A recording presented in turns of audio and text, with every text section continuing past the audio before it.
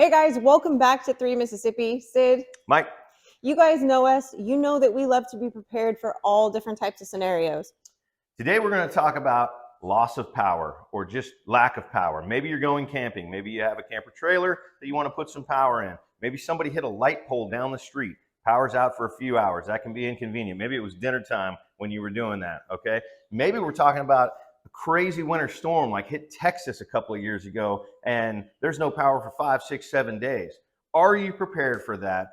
There are a lot of solutions, a lot of things that you can do to be prepared for that. But today we're specifically going to talk about the BLUETTI AC200MAX.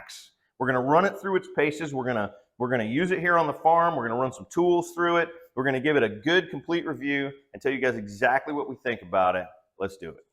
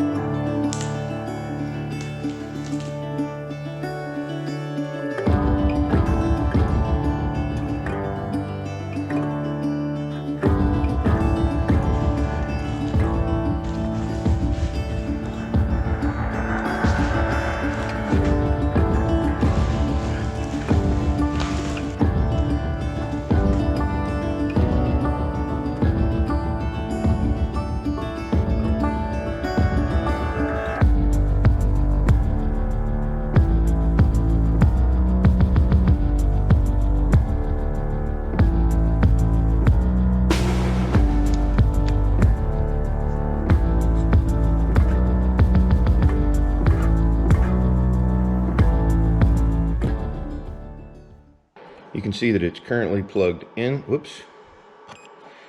It's a touchscreen. It's currently plugged into the grid. It says grid right there. And it's charging at 488 watts. Currently at 67%.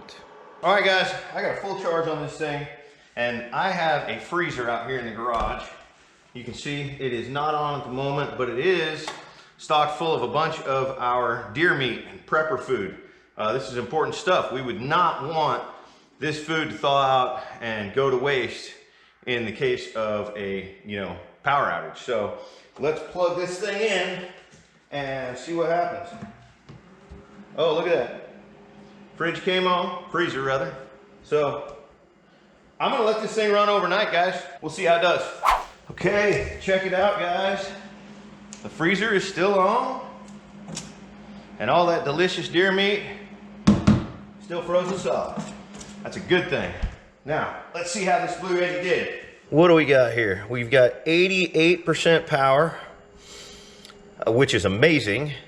You can see right here, we're drawing 99 watts. That's not a lot. This is a very efficient freezer, and it's cold outside, so it's not having to run. It's drawing 99 watts while it's running, but it shuts down and draws nothing throughout the night, and then turns back on when it needs to. So 88% power still available after running my freezer all night long. That's awesome. We're gonna take this thing out, and I've got a project out back. We're working on a chicken coop. I need to run an air compressor, a skill saw, and instead of running power cords way down there or busting out a gas generator, we're gonna put the BLUETTI to work. Come on.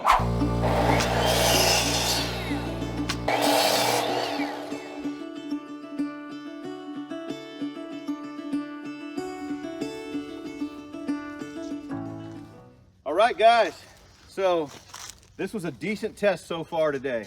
We ran the chop saw for a couple of hours, intermittently, obviously, an air compressor. I'm charging my batteries over here. I've even got my phone plugged in here.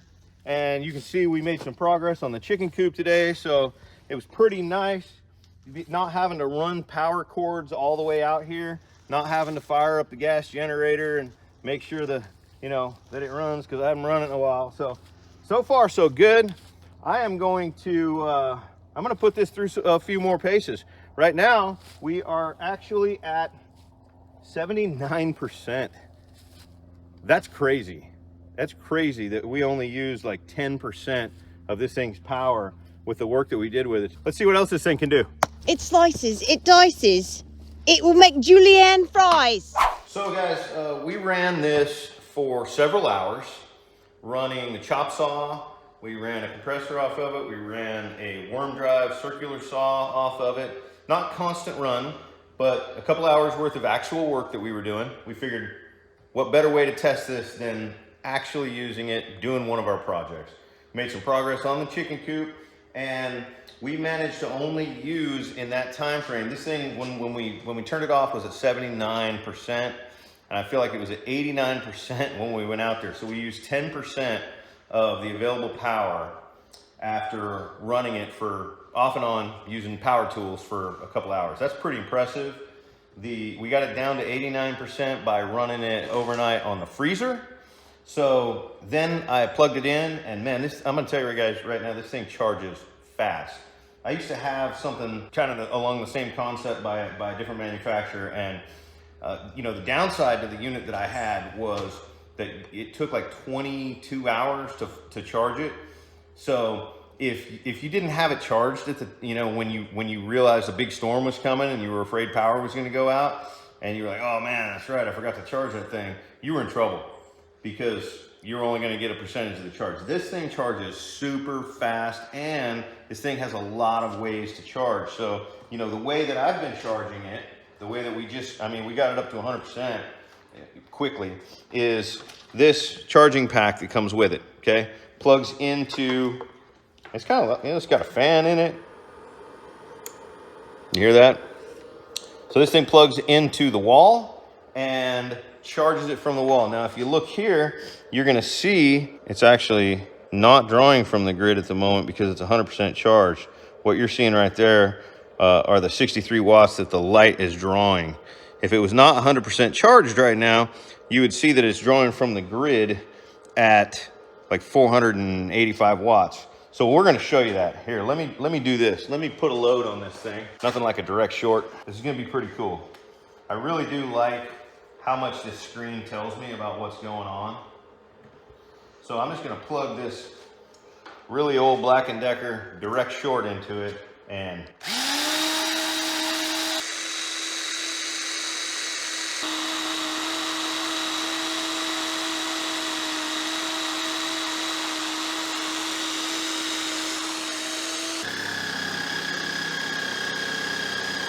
I made the load go up, huh? We're still at 100%. I'm trying to get this thing to drop down below 100%, but it's got too good a battery in it. You got a hot tub you can plug into it? I know. I'm trying to show you guys how fast this charges, but the problem is I can't get it to discharge enough. So we're just gonna plug this grinder in.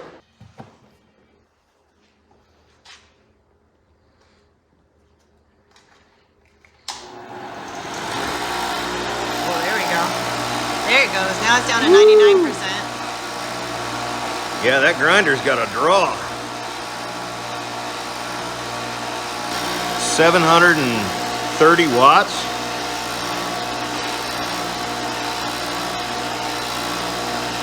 Now it's at 98. 5 minutes later, we're still at 98%. I'm trying to get it down to 97 here. That is crazy. 730 watt draw. There it is, 97.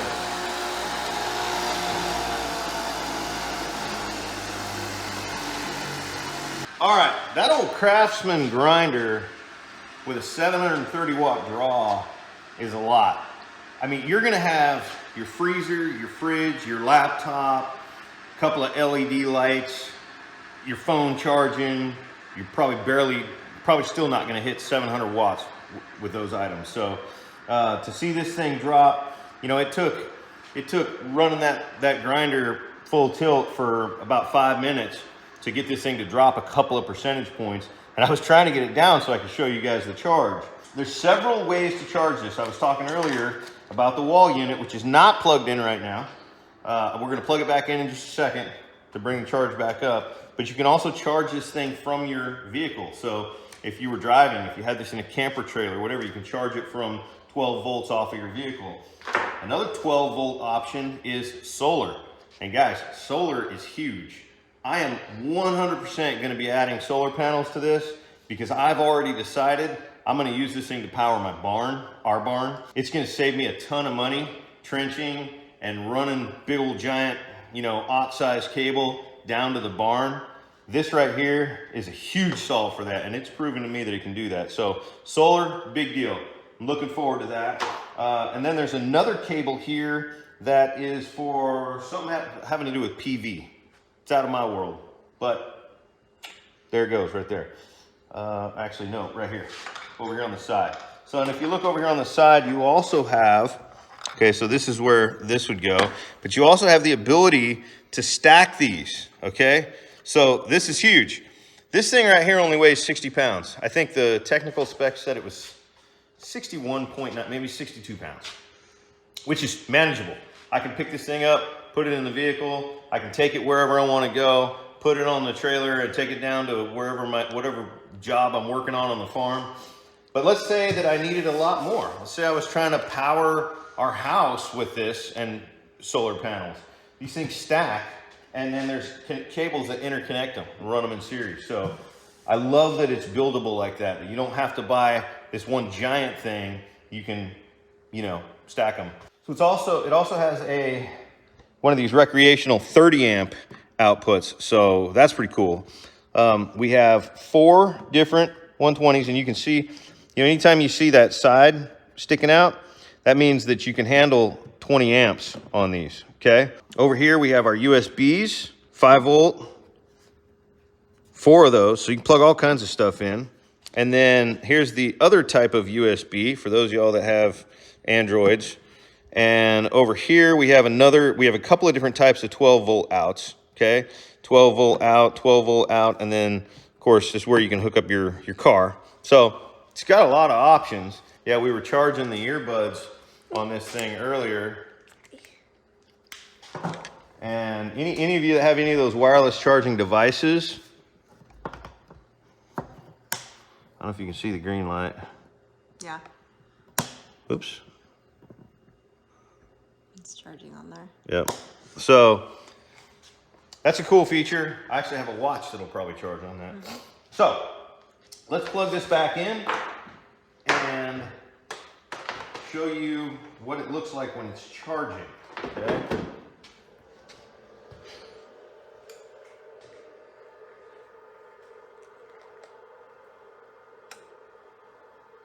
There we go. So see how we have 475 watts coming in from the grid, and then we have 60 watts going out.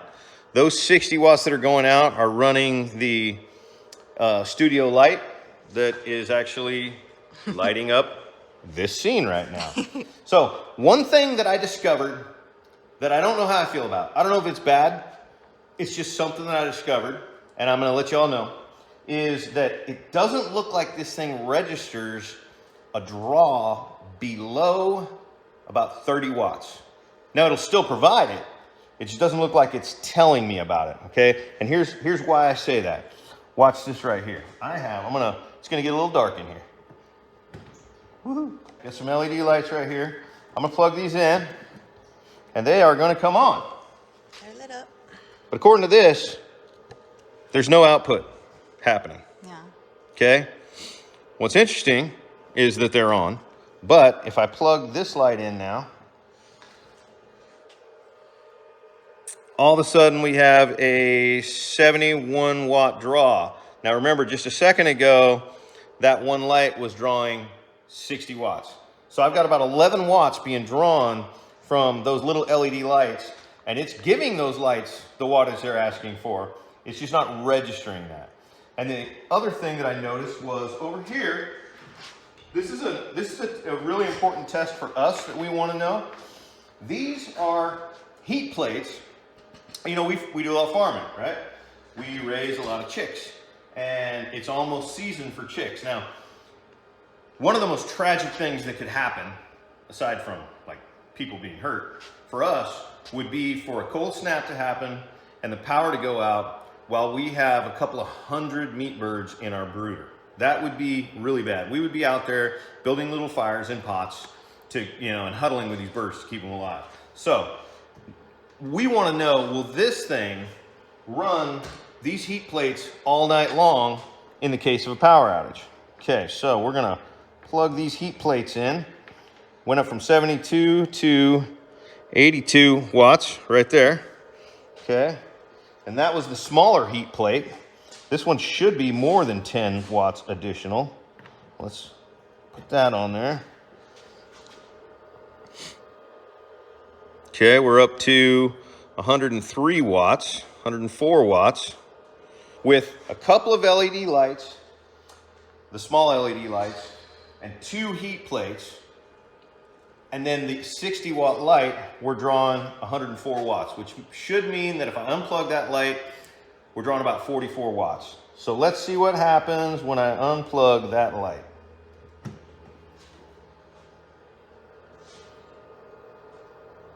$52. Okay, I was close. Lights pulled up. Yeah, that's right, I left those on. So somewhere between 30 and 50 watts is when it starts registering the output. And again, like I said, I don't know if that even matters. It's still providing that output. I just noticed it earlier and made a mental note. So what we're gonna do now is show you the cool phone app.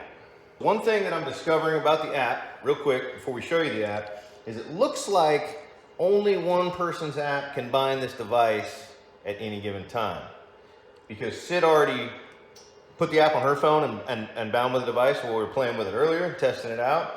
And now I tried to do the same, and I want you to I want to see something here. I got the device right here. It found it via Bluetooth. And I'm gonna hit bind. And no bueno. Sid already got it. So, but we're gonna show you the app right now. Okay, so we figured out real quick that Sid actually could share it with me from her app, and then I scanned the QR code on her phone, and now I'm in. Here we go, we're gonna click on that, and looky, we're 100% charged. We have our AC turned on, output. Our DC output is not turned on, but we're putting out 86 watts because of the couple of things that we're charging. Now, watch this. I'm going to move this way so I can touch the screen, and I'm gonna turn on my DC output. Look how quick that showed up on the phone. So now the DC output is on as well. If I turn it off, yeah, this app is, I mean, well, it's Bluetooth, so, but it's pretty cool. It shows everything that's going on with it, shows how it's charging from the various options, how it's putting out and how much it's putting out. So this is gonna come in really handy when we have this unit in the barn running power for the barn, because I'm already sold on that's what we're gonna do for the barn option. I'll be able to get within Bluetooth range of the barn and just see what's going on. But the app's cool. So there you have it, guys. This is a really cool unit. So far, I'm a fan. I'm gonna continue to run this thing and you know, continue to use it. I'm also gonna get some solar panels for it, because I feel like this paired with some solar panels is a win-win. It's a win by itself, but I feel like it's a win-win with some solar panels. I also read in the technical documentation for it that you're able to run these batteries all the way down to 0. Some units will shut off when they get to, you know, 30 or 40% battery capacity. But this, according to the specs, you can run all the way down. So that's good to know also. And because otherwise you're saying, you know, when I get to 30 or 40 or whatever, I'm out. So I'm a fan. We've used it on the farm. We're going to continue to use it on the farm. I think it's definitely worth taking a look at. If you guys are looking at, you know, something to get you off grid in a small cabin situation or in a camping situation, if you're looking for something for an emergency backup in your home, something to use around the farm that's a little lighter and a little easier to use than a generator when you need to run some power tools, working on a fence or building a chicken coop. So we're gonna put a link in the description below that's gonna have a promo code. You guys can go and Get yourself a BLUETTI.